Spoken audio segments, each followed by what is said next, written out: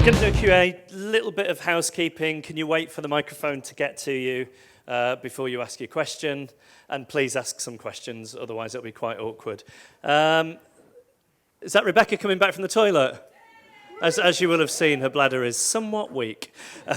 Please welcome the director of the film, Piers Dennis, and it stars Rebecca and Charles.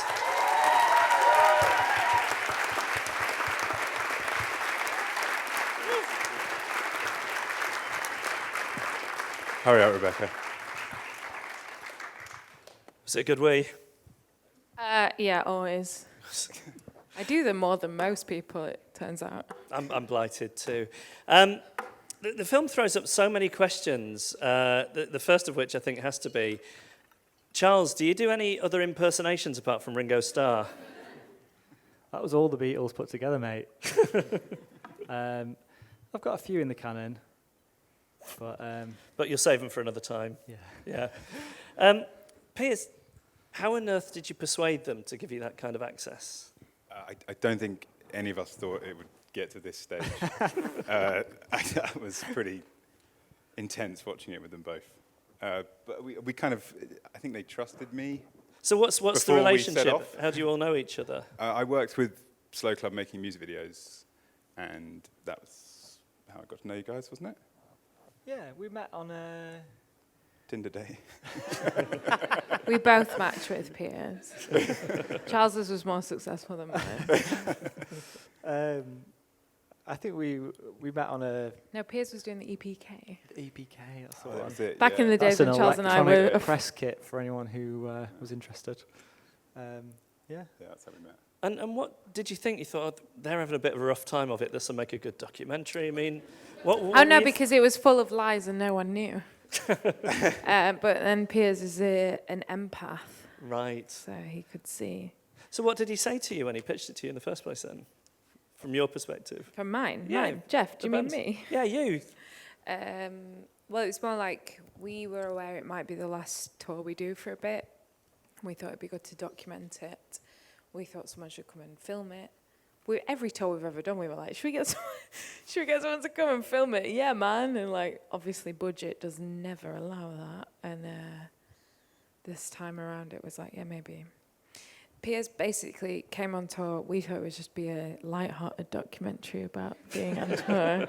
And what he managed to do was delicately film all the nuanced issues that Charles and I have, which was beautiful, and we just had to sit through it. Has sitting through it helped you work through any of those issues? No, of course not. We're not speaking at all about anything. I say, hey, Charles, how's it going? He's like, yeah, man, cool. How are you? It's fine, though. I think it's... Wait, do you want to know what I think? I think it's like most people live like this. Me and Charles are no different to anyone else. And it's just hard, isn't it, to communicate? That's why I wanted to make the film. Was because as much We as just wanted a cool rock doc. I felt that a lot of what was going on, or not going on, would resonate universally. Even if you weren't ever in a band or you'd never been on tour, it felt like, oh, we've all been through this. They're just doing it on the road. And it feels like it's not just a documentary about being in Slow Club, but it's a documentary about being in a band. But bands don't like showing this to people. No, did you know I was going to show it to people? This side of things, you know what I mean? Yeah, I mean, we showed it to someone a while ago, and they couldn't believe that's what going on tour looks like. So, and when I went on the tour, I was a bit like, whoa, you load your own gear. Yeah, shit. Like, so it's important to show that, I think, you know. And how did you go about staying out of their faces so they weren't sort of conscious of the camera? Or were you conscious of the camera? Well, You kind of hid behind curtains a lot, didn't you? yeah, I did. Just kind of linger in doorways. I definitely was just that awkward guy in the corner. Right. But like I didn't... Shoot from the hip. Yeah. It took a good 4 or 5 days before everyone wasn't just looking at me with the camera. And the bus was so small, like it's quite hard to hide when you've got this big camera. And as it was happening, were you thinking, oh, Piers is getting all this stuff that is a bit dirty laundry in public, or did you just think you didn't care? You know, I think it's sort of there in what you two do anyway, when I've seen you on stage, there's always this kind of bickering, which sometimes feels loving, sometimes it feels less loving. But did you think that stuff's out there anyway, so there's sort of no harm in it being caught on camera? What do you think, Charles? I guess we both kind of agreed that if we were going to do it, we might as well just go full gas. What did Stephen say? I don't know. It has to be real, apparently. I think we were both in agreement that, like, if we're going to do it, we might as well do it properly. Yeah, I mean, it's kind of weird. It's weird sitting here talking about it. Well, that's one of the things that struck me. There's the bit where you're talking to the journalist, and I thought, what does it do to a relationship of any kind to have to sit dissecting it regularly for other people's amusement? Well, we haven't enough. I think that's the point. That bit is that journalist came in and, you know, it's not all right. We had nothing to say because we don't speak. So it's a funny part of a film, but I was mostly like, and I just wanted a decent light. This is part of, you know, when you're in a band and you have to be on stage a lot as a woman with deep insecurities about her body and face. They don't give you light or mirrors in dressing rooms, which was one of the things that it all builds up. So like Charles doesn't have to worry about that kind of thing. I have to worry about it all the time. And it's like it's loads of that all the time, building up, and it's nobody's fault, but you're both sitting there seething about these sort of things. But It wasn't all like that. Was it? Oh no, it's fine. You learn, don't you, how to be somewhere. And that's what we both did. Should we take some questions? That should have been in the film, I think. This gentleman here in the second row, let's have you Daddy. to start. Do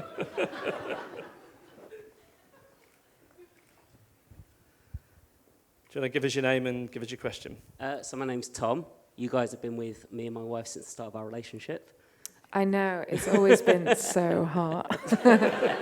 I just wondered if Me, you regret... her, Charles. I wondered if you regret making the documentary at all. Has it been cleansing, or is it raw? No, it's just a horrible midpoint in terms of nothing. No, it's been fine. Don't you think? You can see that we love each other and it's fine and we're good at what we do, and it's a nice sort of document of yeah, it's not easy or normal, but it's okay. Would you say? I think it's kind of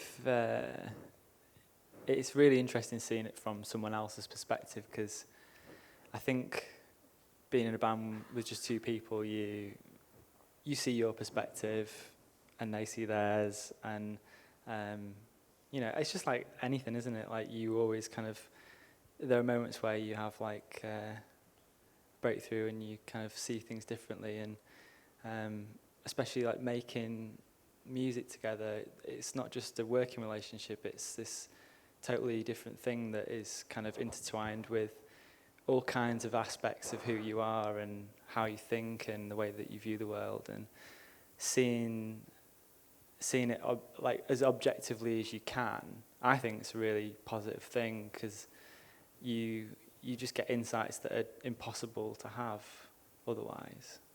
You just don't get it, because it's like, it's just the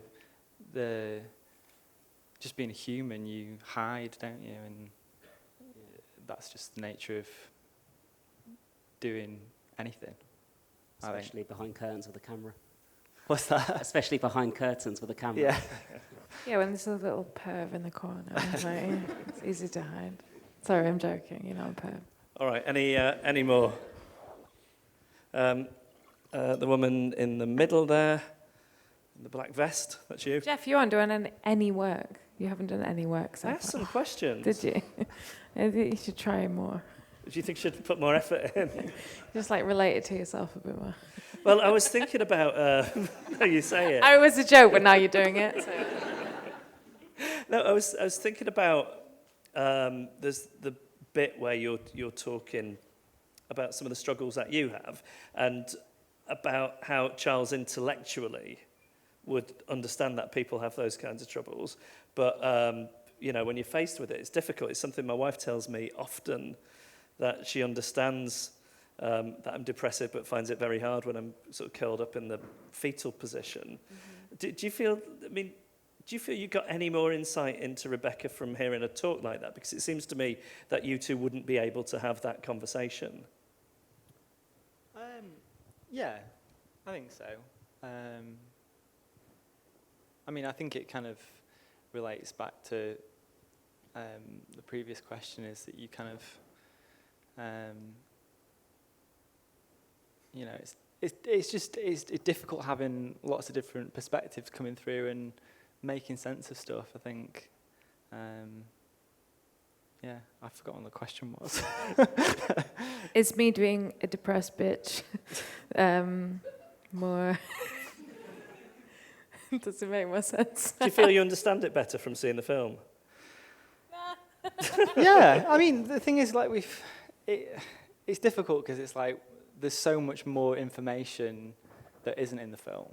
Right. And like there's so much more stuff that's happened that has just happened while we've been in a Fiat Punto driving to a festival in Dorset. Do you know what I mean? It's like there's a huge picture that you can't put in an hour and a half film as well. And it's like, at the point that Rebecca was talking about how there were just so many moments that I can remember where we've just like laughed hysterically, and for no reason other than we've just been sat in a car together for 3.5 weeks, and there were just so many moments that I don't even know where I'm going with this. What do you think your best chance of having moments like that again is?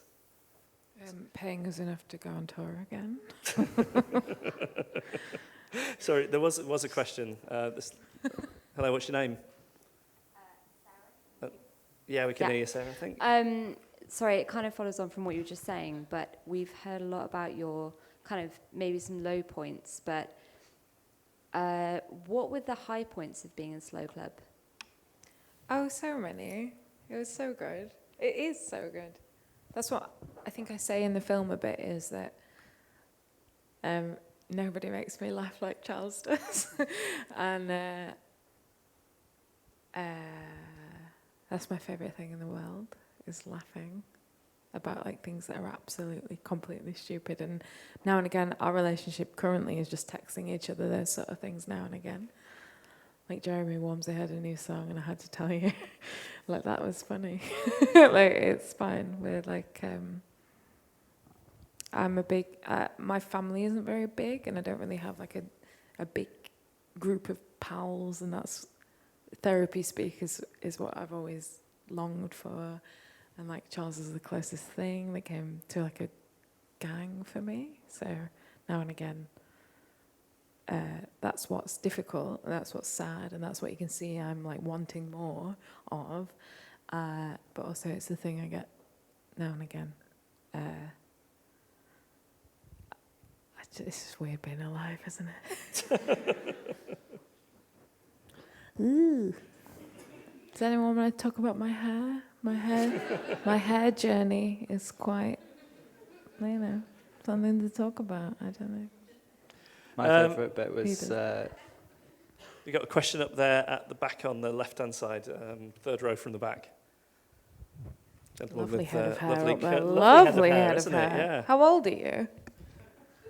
Are you losing that yet? I just want to know what's going to happen when that goes for you. Hello, my name is Hello. Bastian. I just want to ask, was there a reason why you shot in black and white? Hey, we wanted this question. Here we go. I Go on, say what I told you to say. I've been trying to rehearse this. Say what I told you to say. I've forgotten what you said. I said, say Rebecca looks less hideous in black and white. Things do look better, but no. Certain aspects. Pause. No, when I really wanted the film to have no real context of what was happening, apart from what was kind of happening. And when you go on tour the lights changed, the rooms changed, the road. I didn't want anyone to know what day it was, or if it was the next day, or the same gig, or the same room. And if you just removed all the colour, it suddenly just became this pretty flat kind of space. Did that answer it, Bastian? Thank you. What was your favourite thing that you had to leave out? Oh. You guys singing 10 Green Bottles on a really, really bleak moment. On Will you some sing it road for us now? In some road in York. And green bubble. And they did. When I just did we do that? couldn't Why? believe you did the whole song. Like, and I was just there. Honestly, And something to do. we'll put it on. We'll put it online. Newport Should be the Pagnell fun. Services. Yeah. A lot of service stations, and when you go on tour with a band, you realise they know every service station. So they'll kind of work the route around a certain service station. And Charles will be like, "Okay, you'll like this one." Or like, "This one's a shithole." Or the Scotch eggs are. Yeah, this We're is going to that one for the that Scotch you eggs, can have a know. lovely sit down at. Yeah, what's that Okay. one? That's Which is the best service station? Charles what's that knows. one? It's 2. Okay. Charles's memory is so brilliant, and mine is wizard. Tell them because it's great. No, it's that one Scotch Corner one. Yeah, it's not. Oh, I've forgotten the name of it now. There's one on the It's like a farm A66, shop which one. is This has totally gone- Farm killer. shop, It's gone to farm shit. shop, farm shop. That's what I would. It's got a chant. farm shop. It's great because it's basically you walk in and it's completely symmetrical because it's got all the same stuff on one side and all the same stuff on the other. And that's just the best thing about it. You've got like this kind of like slightly 60s modernist garden looking over the Peak District. What more could you want? I mean, I like it. Sounds lovely. It is lovely. Organic. There's one in sauce Gloucester Next as bank well. holiday. Roll. Yeah. Next. Is this going on yet? Can I get drunk yet? The woman at the far end on the right-hand side, about halfway down. Should we do a couple together? If we do yours and then there's a woman just a little bit lower down, we'll get a question from you too. Hi, my name's Helena. You said that you don't really talk about things. So would you say that you talk to each other through your songs, or is that just my interpretation of your last album at least? Yeah, almost sometimes. But I don't know. It's literally very awkward, isn't it? Because, I mean... Oh, man. I didn't think it was that bad. Obviously, I've grossly misread the situation. Like, the most poignant line for me is, "I can't go on loving these songs." And is that about the songs you've written together, or no. other things? Sorry, I hate to break it to you, but the lyric is, I can't go on living these songs, shit. which is me sort of saying, I can't keep like living like this, which often for me was like, oh, my songwriting is from turmoil and Yeah. shitty relationships. No offense, it wasn't about Charles. It was about all the other arseholes I went out with. I feel you. But yeah, no, we don't talk. We haven't. We might. We should. But this film's this sort of weird. When people ask me about it, I say, yeah, no, this is a sort of beautiful time capsule of how difficult we both find it. I think if you watch that film as someone like Charles, you go, poor guy has to be around this miserable bitch. If you watch it like understanding like anything to do with me and like, or like finding things difficult day to day without any explanation, you go, oh shit, it's hard, isn't it? Like, I know I've got it lucky. I know that like going city to city, playing songs is the dream of so many people. I know that, but I find it really hard and I found it really lonely. So I think it's a very beautiful and interesting film Piers somehow managed to make, full of like the art I like is too much and it's too close and it's disgusting and it's awkward and it's horrible, and I'm glad we made something like that. Like, I wouldn't want something like everything's cool. I wouldn't have wanted to make that. That isn't what our band's like. So in terms of documentary making, who am I talking to? Where's the award? The people who judge the awards. I think it is. Like, it is. It's interesting, isn't it? Wouldn't you say? Piers, go on, say something. It was interesting. But I don't think it's as bleak as you're making. Like the film wasn't meant to be as bleak as that. I think there's a lot of funny moments in it, but I think people were quite sort of reverential of it tonight.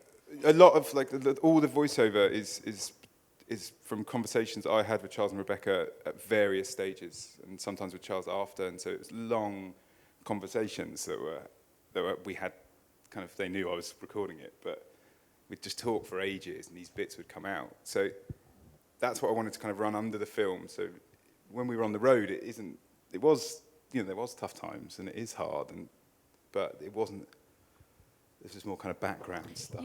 You were joining us at the end though, like when we first got to go on tour. It's really exciting, really fun, but Charles and I had made 4 albums. We were still doing it.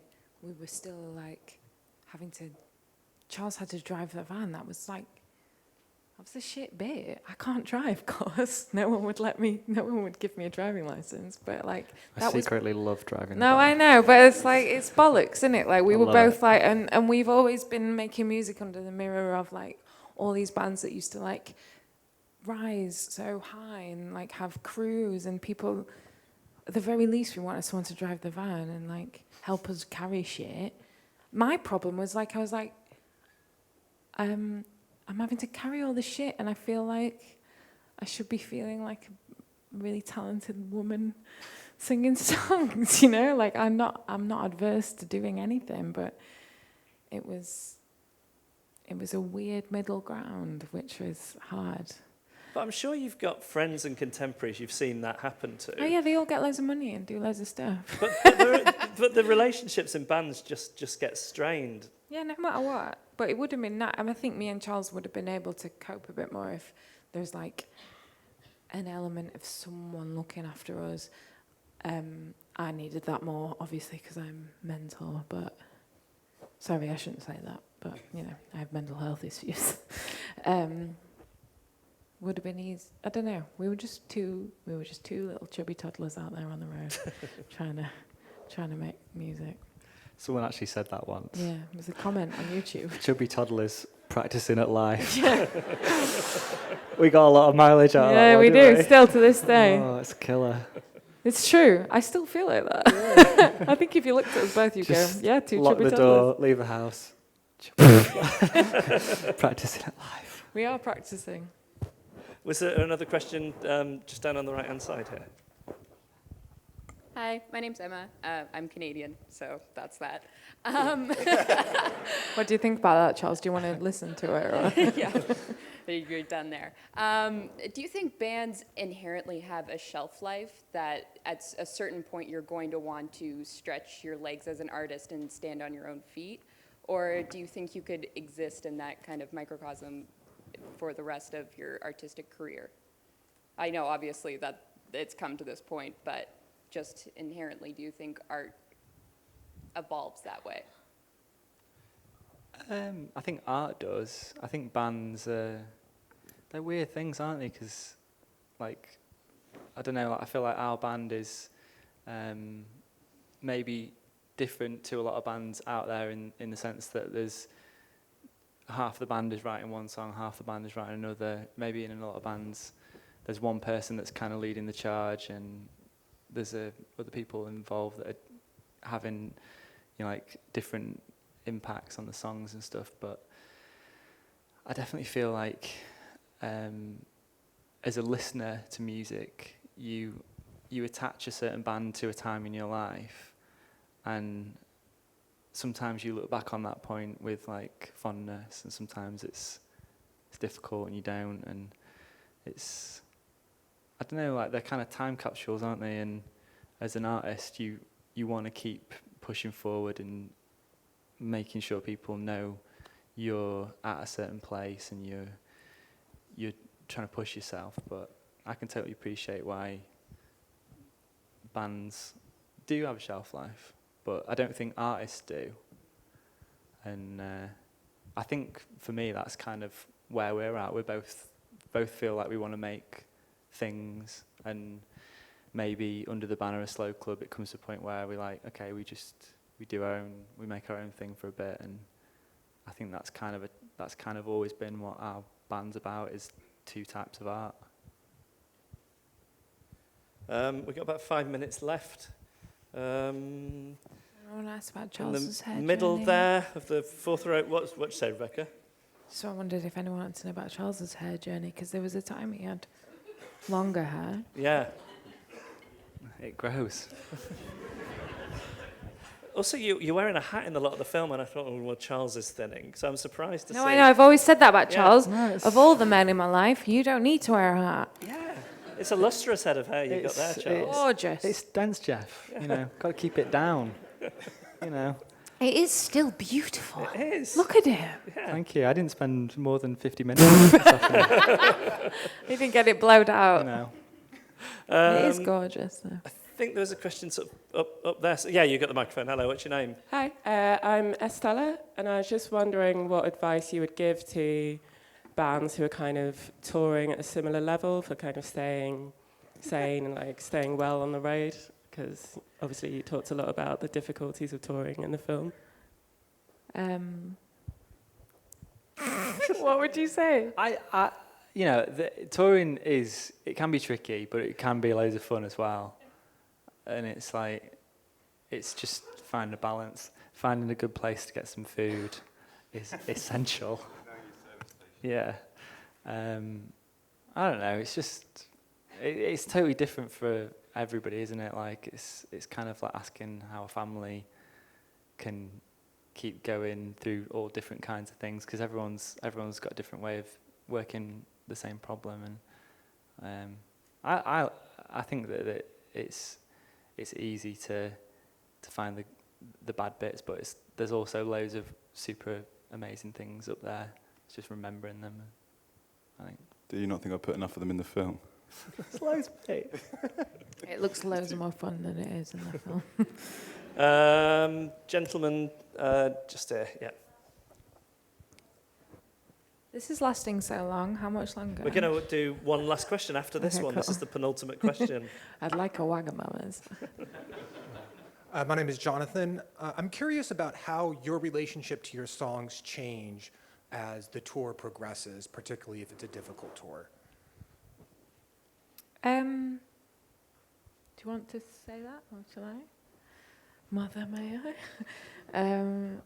I? The songs are always like their own things for me. Like, people always wonder how I can carry on like performing, even though it might be difficult or something. But writing a song about how I feel about something that's happened means it's like there, and that's what it is now. So I get to, it becomes work. It doesn't become like my life anymore. So for me, it's like the bit I like loads is performing, standing on stage, singing. I really, really love singing well. Like, I'd like to really sing well. So if I get to just do that, I'm not thinking about like whatever relationship that song's about or however I feel when I wrote it. Like, it becomes like a, you know, like if you, I don't know, I used to be a phlebotomist. That was the job I had, was taking blood out of people. And the only, like, it was like I felt like someone would come in, sit in the chair, I had to get the blood out of them. I had to label the bottle and put the bottle in the thing, and the guy would pick it up. And like, tour feels like that. Like, I've got a job to do. I have to extract the blood, which is me singing well. And then the bottle has to go, which is like, I don't know, you guys enjoying it, and that's the end of the job. God, that was weird, wasn't it? I love that answer. I mean it, you know. Do you feel like that, Charles? I used to work on a small holding, shoveling goat dung. That was my... That's a lie. Did you? It was a very short-lived job. There was that time you erected tents. What? You put tents up for a bit with that man once. My cousin, yeah. Yeah. That was Similar. That was 2 weekends in 2003. Hey. It's not really a job, is it? Don't ever think I don't know what you've been up to. Should you have one last question then? How about the guy in the middle here, the black t-shirt?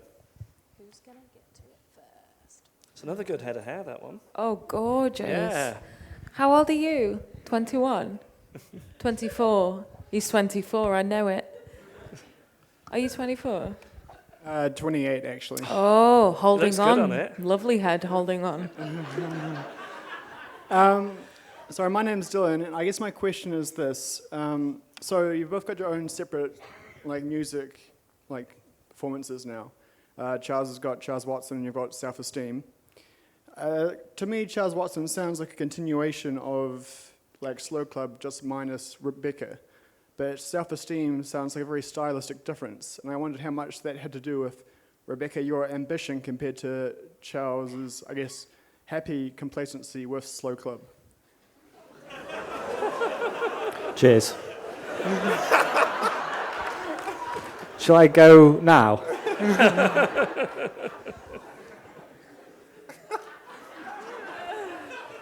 I actually do really need the toilet, so I could just go, if that makes it more comfortable for me and everyone. Oh, no, stop it. No, well, in Slow Club I became, it's easier for me to play a role, because, I don't know. Piers, answer. I'd heard quite a lot of the Self-Esteem record before while we were on this tour. It's horrible. It's a lot. It's like, but it is like a sort of damn opening. And I think Charles's record was really brilliant. So, yeah, well fuck done. yeah, it's fucking gorgeous. In fact, I think it's weird that like I've spent 2 years working on that film, and while I've been doing it, you guys have just gone on and got on with lots Yeah, we of should non-Slow both Club stuff. we haven't got anything else to do, so we're going to go and do something. I'm just like the last member of the band, still holding on to the Slow Club weirdest dream. member. But yeah. But yeah, I think, well, I heard those songs when they were on this tour, but it feels like a different version of you. Yeah. There you go. It's. Do you know what about music? Yeah, everyone has a right to make whatever they want to make. That's the thing. And now and again, Charles and me have both done the round table on Six Music. Have you ever listened to that? It's like really weird because you're like, everyone we're listening to gets a right to make whatever they want. I have no right to say what I think about it. Like, we're both doing very much nothing in the grand scheme of the world. So we're lucky we both get to create and have people listen to it. Whatever style that might be in, both very valid, I would say. It wasn't like a Good save. It wasn't a slight at Charles, by either way. I really enjoyed the album. Now you guys kiss. Well, thank you so much, Charles and Rebecca especially for... Respect her. Respect you. Respecto. Respecto Taylor. I mean, it must be something to sit and watch yourselves like that and gross. then have to sit here and, you know... I'm mostly upset because I've obviously drank a lot of beer since then. She was skinny, right? Oh, stop it. You both look great, as does Piers.